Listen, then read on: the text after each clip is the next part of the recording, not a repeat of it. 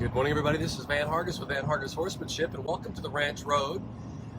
As I mentioned in the previous two videos, I'm on the road today, so we're going to be as productive as we can recording some of these videos for you. So I apologize for being in the same hat, same shirt, but you know that's just the way it is sometimes. We're going to be productive as we can, and use these moments to help you guys, and to hopefully just, if nothing else, I just want to provoke some thought, give you guys something to think about.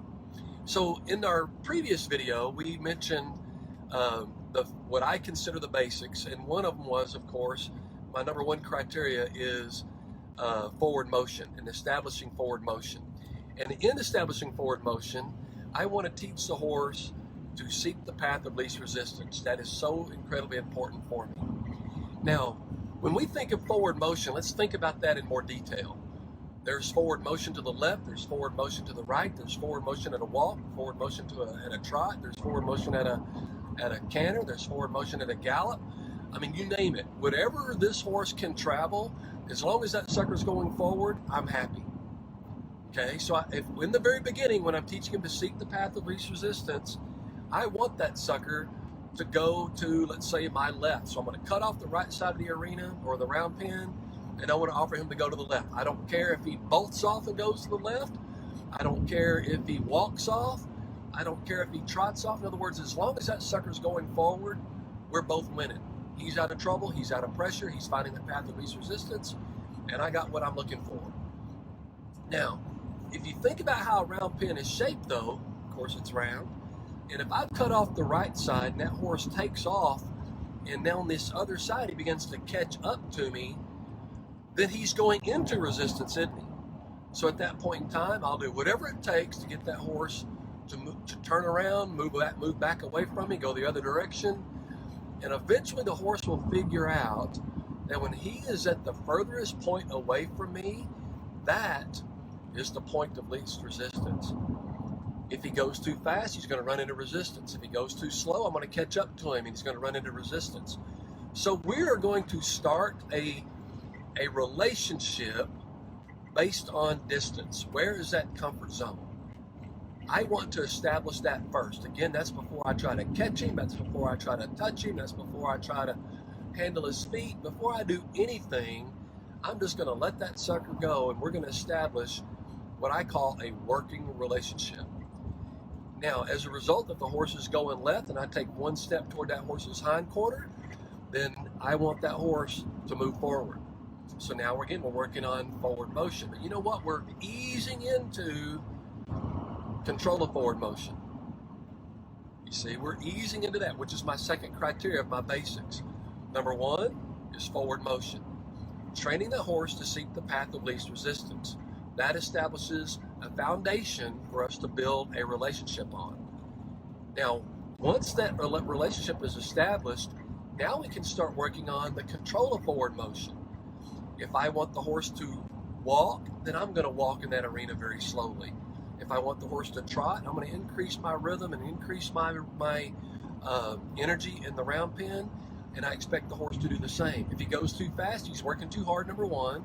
And number two, eventually he'll come into more resistance as he comes around to me. And we'll cut him off from that, make him go the other direction, which consumes even more energy. So after a while, the horse gets pretty darn smart. Keep in mind, knowing something about horses, we've got a great big body fueled by a little bitty fuel tank, which means the horse is programmed to be efficient if we will just allow them to. If we've got a horse that's nervous and anxious, they don't want to be nervous and anxious, so why would they be? Because they think that's what we want them to be, and because they don't know any other way. When we allow them to seek that path of least resistance and control that energy and control their calorie output, then we're working on that relationship. And here's another cool thing. That relationship now is starting to be built on trust. Why? Because now the horse is beginning to realize that I'm making better decisions on his behalf than he is. When he works too hard, he runs into resistance, consumes too much energy. If he works only at the pace that I ask him to, he's still working, but he's conserving energy. That is establishing a relationship, and a relationship based on a leader. I'm showing that horse that I am a good, responsible, trustworthy leader by working on that. So you see, that's helping me establish the direction in which I want to go with my horses. And number one, forward motion. And then we're going to ease into that control of forward motion. Here's the cool part though. If I have to increase my energy to get the horse to move faster, how am I going to get him to slow down? How am I going to get that horse to slow down if I don't have a halter, a lead rope, or a bridle or something attached to him? How am I going to get him to slow down? All I've got to do is slow my rhythm down. When I slow down, I'm going to invite the horse to slow down. If he does, great. If he doesn't, so what? He's working too hard and he's eventually going to run into resistance. Again, that's establishing that working relationship. Before you know it, we can get this horse to do phenomenal transitions within just a stride or two. If I increase my rhythm, he increases his rhythm. When I decrease my rhythm or my energy, he decreases his. Now we're working together, you see. Now, eventually, again, as we're looking at that as building that working relationship, eventually I can convert that working relationship. Instead of being in that round pen, I can be behind him, I can be in front of him, I can be wherever I want to be and help control this horse's motion, as long as he continues to work in that path of least resistance, the very first thing we talked about. You see, so here's what we go. We go forward motion. We do that by establishing that path of least resistance. Over time, we ease into the control of forward motion, and that control of forward motion is both directional as well as speed control. Transitions up, transitions down. And again, this is all long before we ever make physical contact with a horse. We're establishing a working relationship. This applies to a horse that I'm starting at halter. This applies to a horse that I'm starting under saddle. It applies to a horse that I am retraining or restarting or working with a quote-unquote problem horse.